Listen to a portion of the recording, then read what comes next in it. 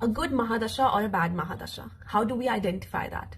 Is it if we are going to start with our Venus mahadasha or Jupiter mahadasha, antardasha, then it is going to be the best phase of life, the good dasha? Or is it that if we are going to have Saturn or Rahu as the activated mahadasha or antardasha, we are going to have the worst period or the bad phase of our life? Absolutely not. That's not how we see it. See, planets do have a tendency or the fundamental results that they are going to project based on whether the planet is naturally benefic or malefic.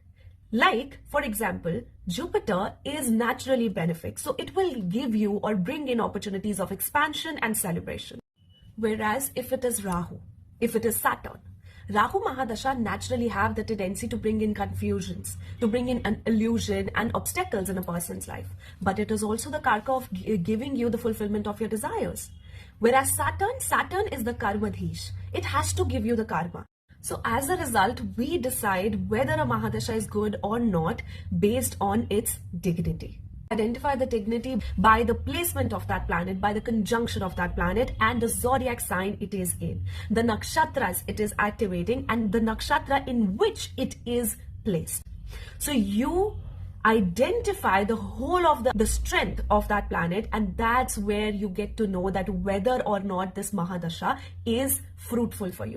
Now let's understand this with an example. Like for example, if you are starting with a exalted Jupiter with moon also well placed, like moon in the Artha houses or the water or the Moksha houses, and in a healthy zodiac sign, this is definitely a thumbs up for saying that it is going to be a very good Mahadasha for you. But of course, the most play is with the Antardashas. But that's a different concept. Now, if this Jupiter is exalted, but the dispositor moon is debilitated, then this Mahadasha will bring about the strengthening results or positive results at the very end, but you will go through traumatic experiences and sudden events during this Mahadasha. Now let's take a similar case. You are starting with your Jupiter Mahadasha and your Jupiter is debilitated in the zodiac sign of Capricorn. And even your Saturn is not very well placed. Maybe your Saturn is in the zodiac sign of Scorpio. Now Jupiter being the benefic planet, but it doesn't have the dignity, and even the dispositor is also in a difficult situation. I'm not adding the house placement, I'm not adding anything else, I'm just taking an example with the zodiac signs.